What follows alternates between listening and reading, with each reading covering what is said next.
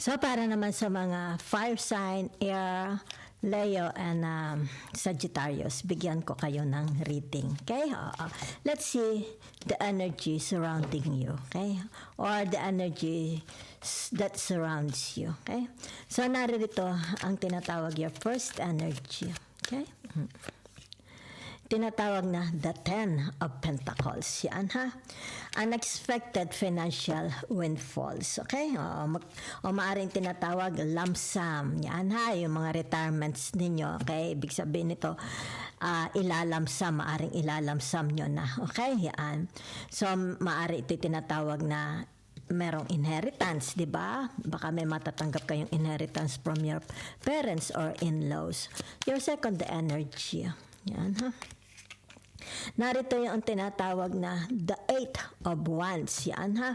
So itong the Eight of Wands, ito is tinatawag action. There is a movement, progress. Okay? Makakaroon ng progress. It's like tinatawag magandang balita. Okay?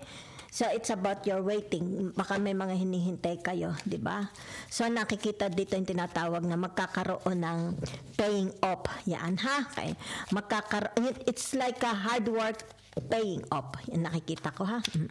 So it's more about, for some of you, yung tinatawag na thinking on your feet. Yan ha. It's about, bago mo unahin ng iba, bago mo sila asikasuhin, pansarili mo lang muna. Diba? It's like, pansarili, pampamilya mo munang kaligayahan, kayamanan. Diba? It's like, bago ka tumulong sa labas, unahin mo muna ang sarili mong pamamahay. Diba? Doon ka muna sa loob ng bahay magsimula bago ka gumawa sa labas. Diba? Bago ka magpasikat, bago ka mag-charity. Diba? Kaya nga sabi nila, tinatawag charity begins at home. Diba? Yan.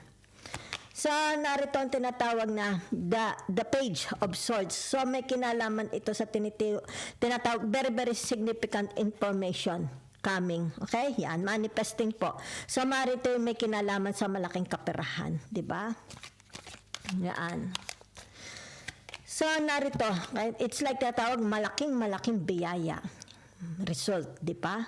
So, meron ditong tinatawag na Ten of Cups. Ibig sabihin nito, for some of you here, is very, very blessed ang inyong marriage. Diba? Yan. Maaring ito yung sabihin na nating mga matagal na nagkahiwalay. Ibig sabihin nito, they will receive. It's about curiosity. Diba? It's like tinatawag, uy, may uuwi. Diba? Uuwi na sila. So, magkakaroon ng family reunion, celebration, family unity. Diba? Magkakasama-sama ang mga anak, mga asawa, di ba? Okay? So, naririto ang tinatawag na achievements dahil narito ang the world, di ba? So, ibig sabihin ng the world na ito, yan, it's about accomplishment, di ba? So, there will be troubles kasi narito ang the eight of wands. There is a possible, ibig sabihin, posible, okay, na pagta-travel. Yan, ha? So, pwede rin ito yung tinatawag migration, di ba, ng family. Baka yung tinatawag ko naman itong inihintay ninyo, documents, di ba, maaring visa, okay, tinatawag na family reunion, family travel, kaya dito, okay?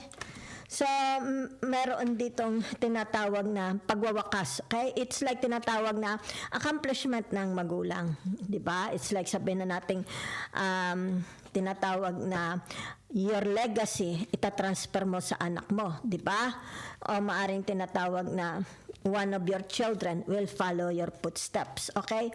Or ito yung tinatawag na nagkaroon ng achievement. Halimbawa sa papaaral ng mga anak, 'di ba? Successful ang mga anak, 'di ba? Kasi narito 'yan, 'di ba? It's like tinatawag your pride, your children are your pride, 'di ba? O successful ang marriage life, successful ang business, 'di ba? Successful, it's like tinatawag ano itong mga achievement mo sa buhay mo, kapanalunan mo, 'di ba? Mga tinatawag na ipanalo mo, 'di ba? Pwede rin namang pagpapalaki ng anak o kaya sabihin nating nakaipon ka ng malaking pera, may business ka, successful ka sa business, may bahay ka, secured ang iyong tinatawag na pamemera, 'di ba? So, let's see other energy. So, meron ditong tinatawag na the night of wands. Okay? So meron ditong very very okay. So ibig sabihin nito yung tinatawag na for some of you love challenge, 'di ba? You love to be challenged. Kung ano man ito, it's like you are ready. You are showing yourself. Ibig sabihin nito yung tinatawag determined ka rin. You are determined, 'di ba? Hindi ka takot, 'di ba? You love challenge. So, ito yung tinatawag, maybe you will receive whatever is this, di ba? Yan, kung ano man itong challenge na ito, sabi mo, okay, yan, I'm go. Ayan, ibig sabihin nito, go ako, go, di ba? So, whatever is this, meron ditong tinatawag na the six of wands, success, victory, di ba? Having tinatawag triumph, achievement. So it's more about community, 'di ba? Nakikita dito community, you are blessed with the sabi na nating support from your community. Community loves you, 'di ba?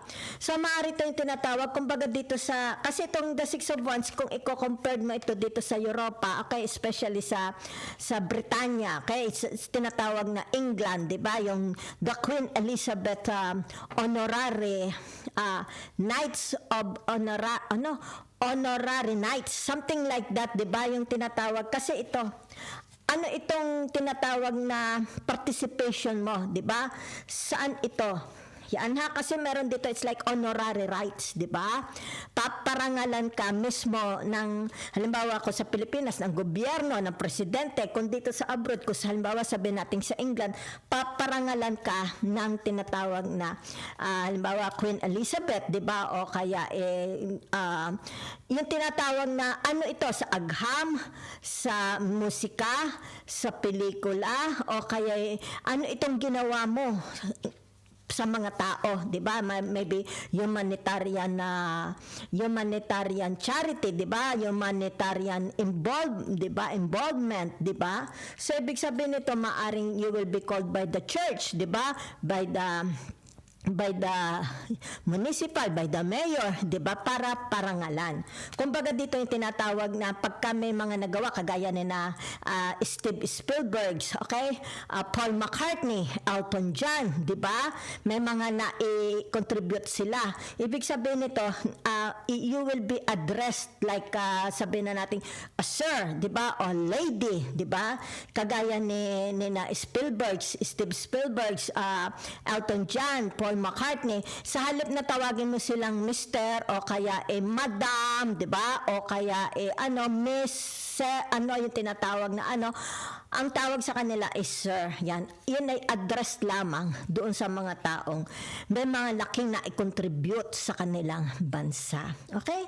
So that's a very very good news, 'di ba? Yan. Ibig sabihin nito yung tinatawag don't miss it. Napakahalaga nito, 'di ba? It's like tinatawag kayamanan, pangalan, 'di ba? It's about your reputation, your name, your tinatawag na your ego, 'di ba? Whatever. Kasi meron ditong pagpaparangal, 'di ba? It's like tinatawag luluhod ka sa harap ng ni Elizabeth Queen. Tapos sasabihin ni Elizabeth Queen, dahil sa iyong katapatan sa bansa, ikaw ay they will address, ikaw ay magiging sir, 'di ba? Gagawin kitang sir, 'di ba? Lord, pwede rin. Lord Maria, Lord, 'di ba? Lady Maria.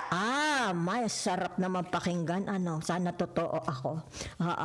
So ito ibig sabihin nito may pararangalan dahil sa kanyang mga nagawa. Yan kaya dito kita mo pagtatapos. Ibig sabihin nito yung tinatawag hanggang sa ikay mamatay na, dala-dala mo na ito, it will pass on the legacy.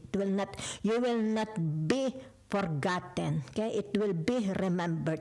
Yung tinatawag na pagmamalaki ka from tinatawag mga susunod na generation. It's like you are in the book of history, 'di ba? Maybe ikaw doon sa museum, 'di ba? Yan.